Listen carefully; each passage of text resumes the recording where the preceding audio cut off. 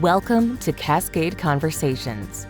Join the team at Cascade Partners and their network of trusted advisors as they work to demystify details, terminology, and strategies in the world of acquisitions, divestitures, and financings. Thanks for joining us for another Cascade Conversation.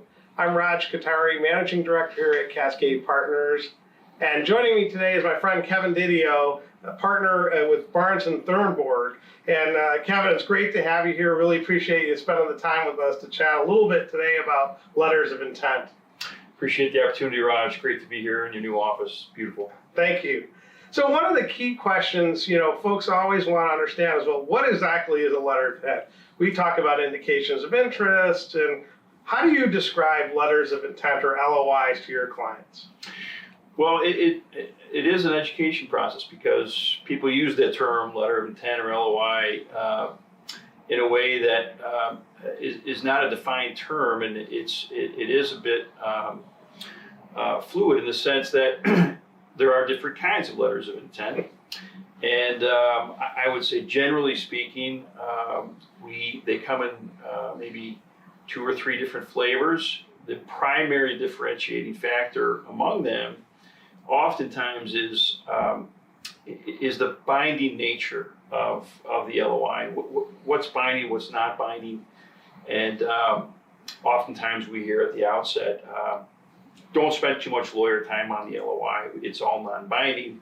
Let's just get on with the deal. We want to make sure closing is sooner rather than later, and that's all understandable, and we are obviously receptive to those comments. But it's our job, as well as with the other advisors on the team, to make sure that the client understands what they're signing and what the implications are, not only if the deal does go forward, but if the deal doesn't go forward. So right. We do spend a lot of time in the education process about what it is the LOI does and doesn't do.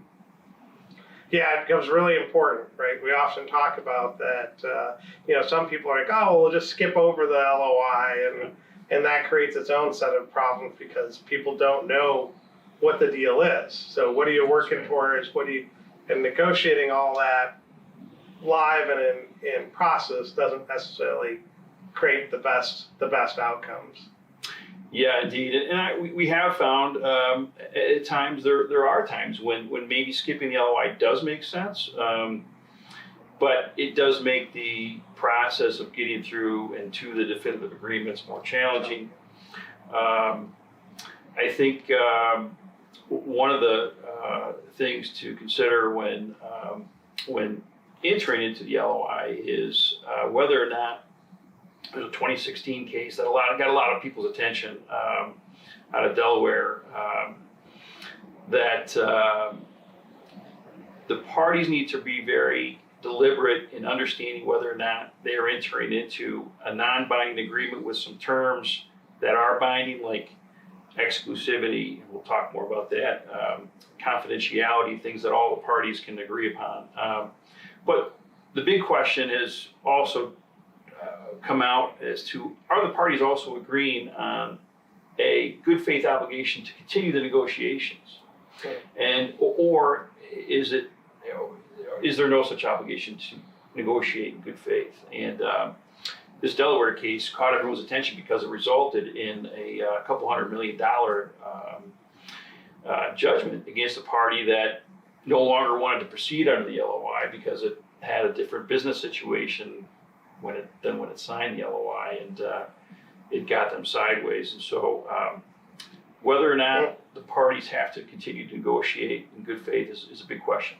Wow, that's important and drives to, again, what people's intents are in the transaction. And I know, when we work together, you've seen from us, right, we like to get to a relatively detailed letter of intent.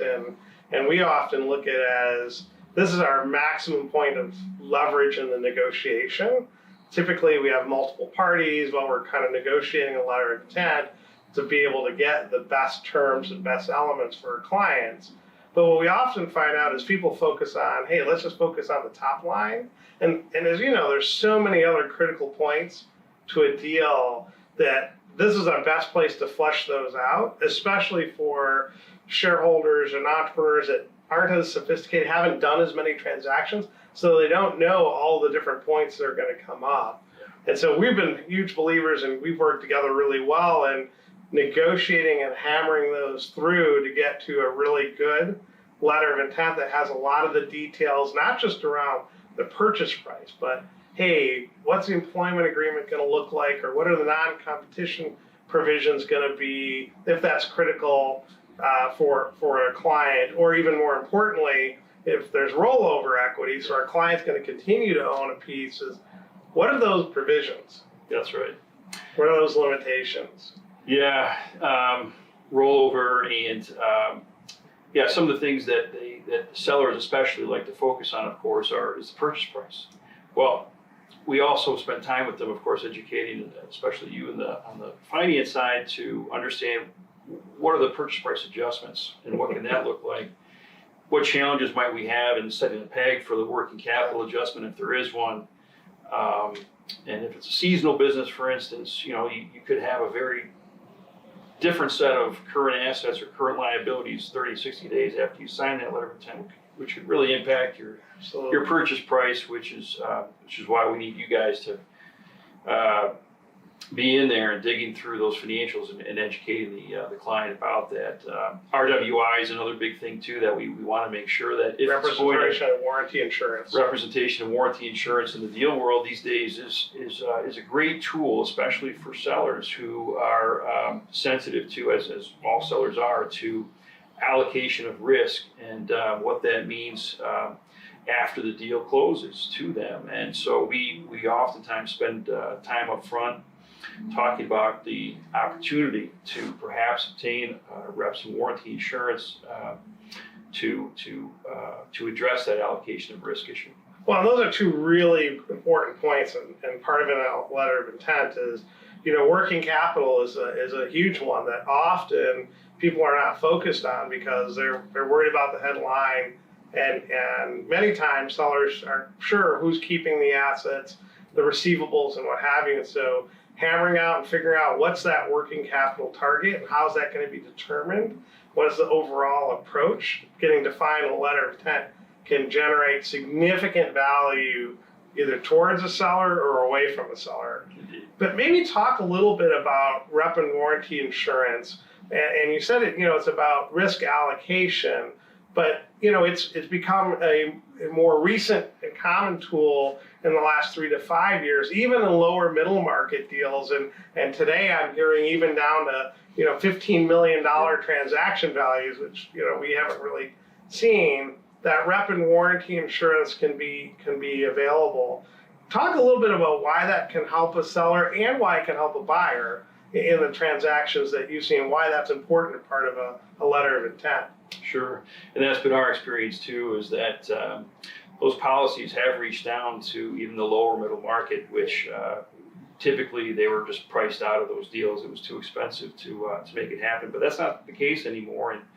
And if post-closing risk is a very sensitive issue for a particular seller, this is a wonderful tool for the parties to consider. And again, I think if it's not considered really seriously at the LOI stage, it's likely not going to get done, because pricing comes into play, and who's paying for the policy, those types of things. So, but it's a wonderful tool to allow sellers to not 100%, but in a large percentage, not have to worry after closing about the liability that may be there for an indemnity claim post-closing to be brought by the purchasing party.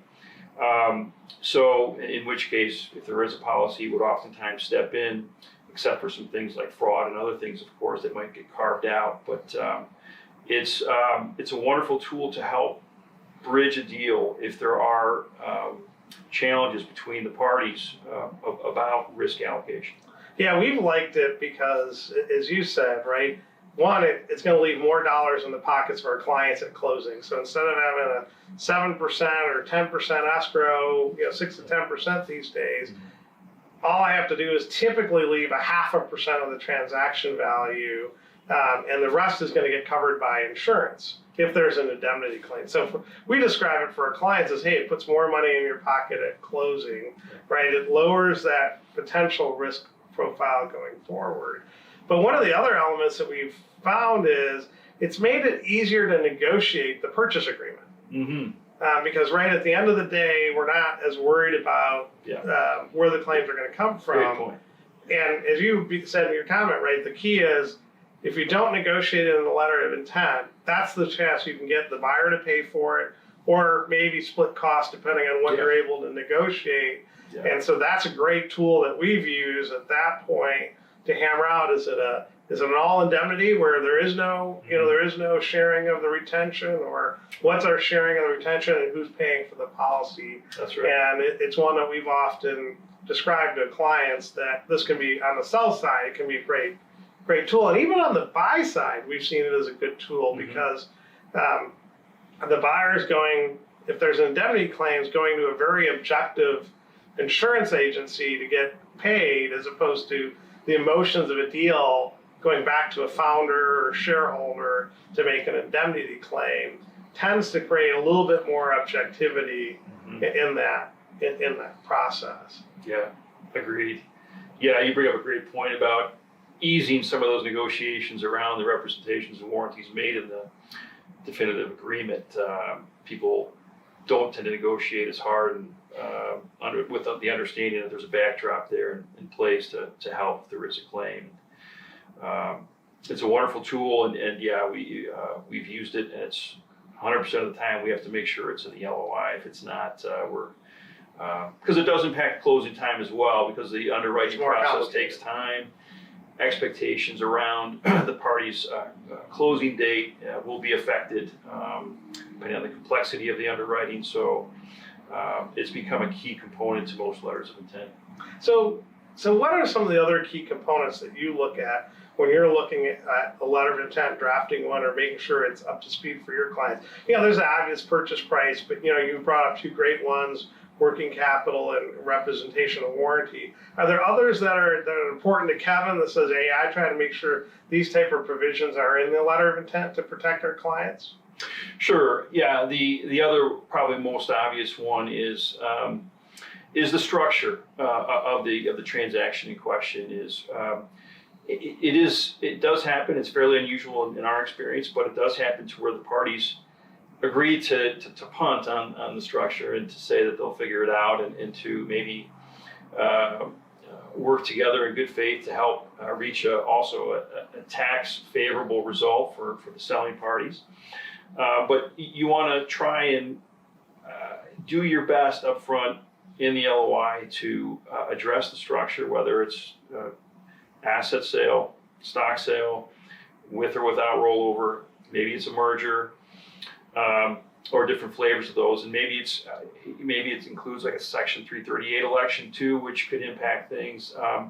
And so most of those decisions will impact the tax recognition for the seller, and also set some tax boundaries for the down the road for the buyers. So structure is definitely one we'd like to make sure is in there, because everything flows from it. Right. I would also say that we touched a little bit on earlier, but exclusivity becomes a touchy point.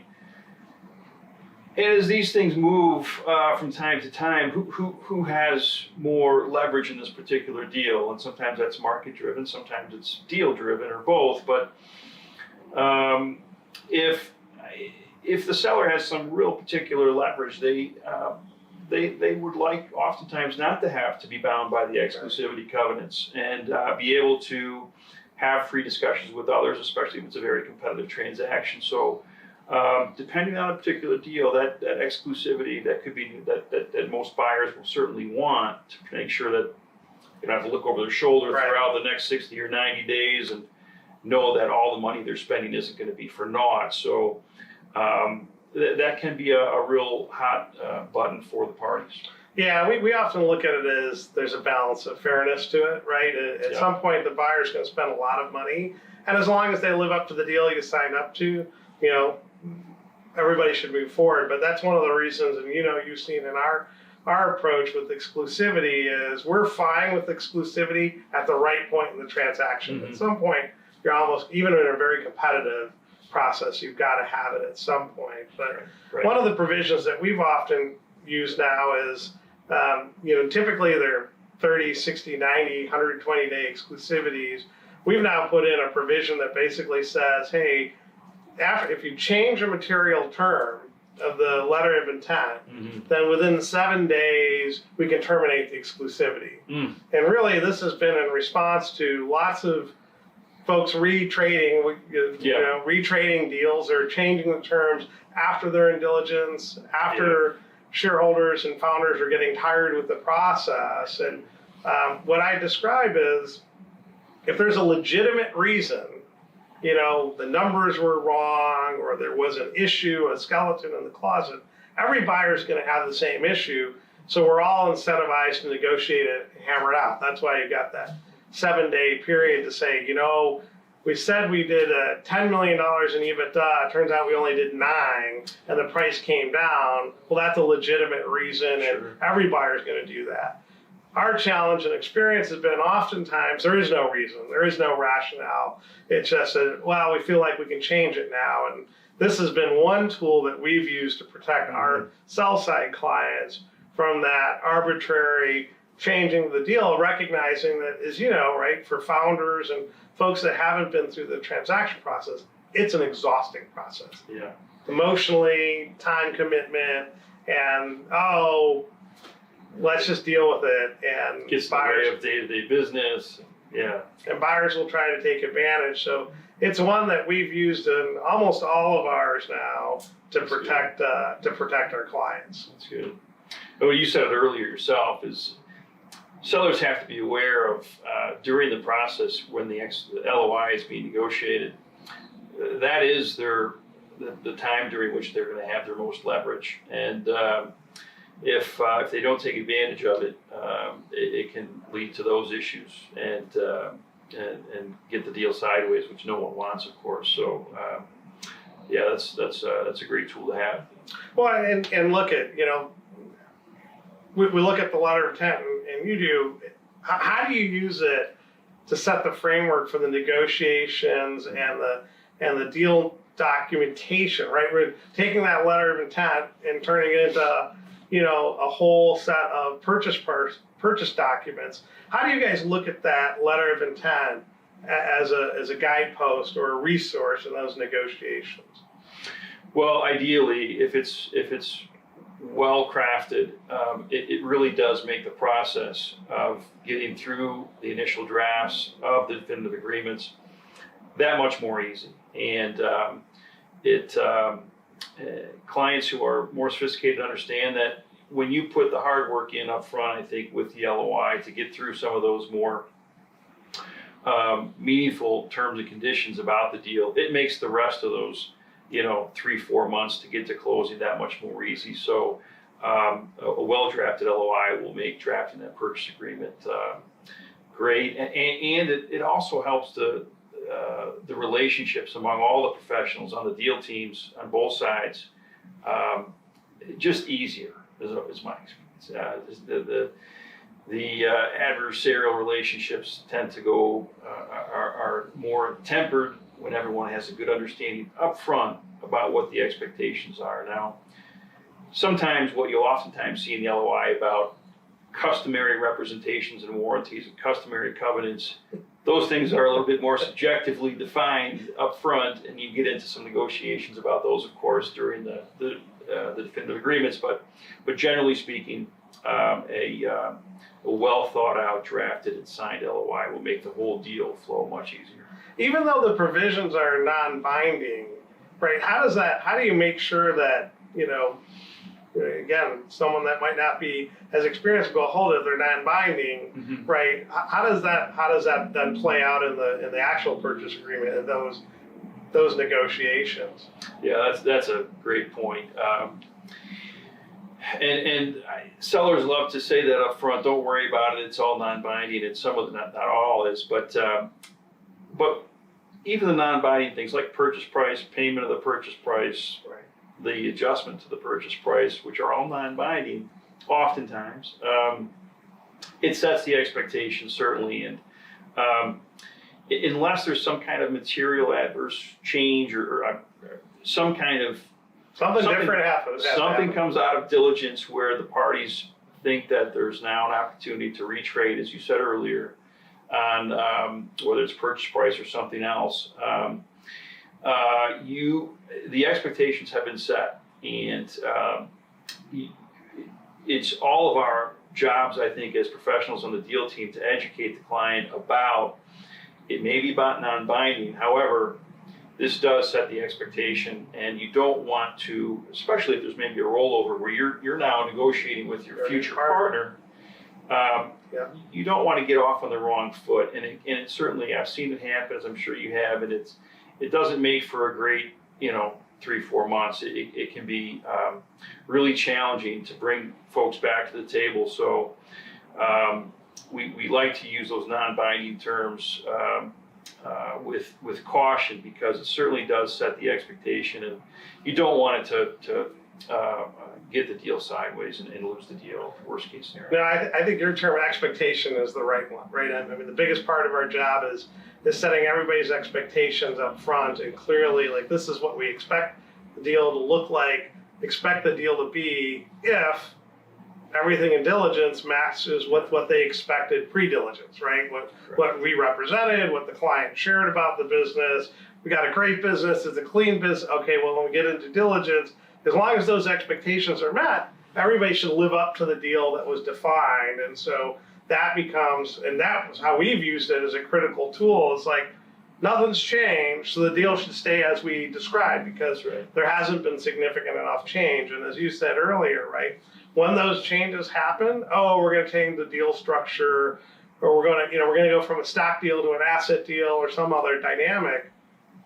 It has significant economic impact, the tax consequences, but can also have significant exposure to your liabilities. Again, am I switching from a stock deal to an asset deal? What liabilities am I leaving? What am I assuming? So when everybody's on the same page and sticks to that plan, that gets, as you said, makes the process smoother. And it doesn't mean things won't change, right? If there's something developed, we all have to be prepared. But I think your word of, hey, let's set the expectation right, both with the buyer and the seller, become critical to making sure you can get to that finish line and negotiate that deal in a way that makes sense. That's right. Yeah, I agree with that wholeheartedly. And so, we had a lot of discussion about this, and we both have seen where it's been very important to our clients and been very successful at using it as a tool to get the best deal and craft the best deal and set expectation right. But often I hear from my friends, my attorney friends, that, oh my gosh, their client came to them and there's a signed LOI, a signed letter of intent already, without the help of their lawyer, without the help of any advisors. And why do you think that's really detrimental to the client in the end? Yeah, it does happen more often than you'd like it to. That's right. And on the rare occasion, you'll take a look at it, and it won't be that bad. But oftentimes there are certain things you certainly could point out, and you do point out to the client that could have been negotiated to help position themselves to have a more favorable transaction. Maybe it's economics or otherwise. You mentioned non-competes. Sometimes they don't realize what's market, and if they just sign it with the understanding, they're thinking that it's non-binding, I'm not worried about it, we'll negotiate it later, that becomes more challenging. So yes, ideally we would love to be as close to the front of the negotiations as possible. Even in some of these deals, before the LOI gets signed, there's a non-disclosure agreement signed, and ideally we'd like to be involved then as well, because it just and it does make things go more smoothly. In my experience, some clients are worried that it's just more billable hours, but honestly, I think we could, those of us who've been doing it for long enough can explain to a client that it does make for an overall more efficient process the earlier we do get involved, which oftentimes will lead to fewer billable hours, to be honest with you. So. And I would say, and not the lawyer, not on a billable hour, it's significantly different, right? Because all of those things that you spent time hammering out in negotiating during an LOI, a letter of intent, the scope of it, the depth of the language is not as robust as it is in a purchase agreement. So that time spent there figuring it out saves you, a multiple of hours on the back end when you're having to renegotiate a position or build the clarity that didn't exist in the letter of intent. So, I again, not the person that's doing the billable hours, right? But working in tandem with the client and the attorneys to get a deal done, spending those few dollars and making that investment up front to get a good letter of intent will pay dividends, I think, both in economics, right? And the parameters of the deal, you talked about some of those, but more importantly, it's going to even save significant dollars on that negotiations and that documentation back and forth and trying to get the document to meet the expectations. Because if you didn't define the expectations in the letter of intent, then everybody's starting from completely different places. And you're doing that all under billable hours as you try to bring everybody together to get the expectations to align with reality. 100%, that's right. And I think the other thing it does, the earlier on that professionals are brought in, whether it's the financial advisors, lawyers, accountants, the whole deal team, from the sell side perspective, it does a good job of sending the right message to the buyer and its team that the seller is taking this seriously. It's putting in the time and the resources necessary to do everything it can to make a successful transaction. Buyers don't want to waste their time and money.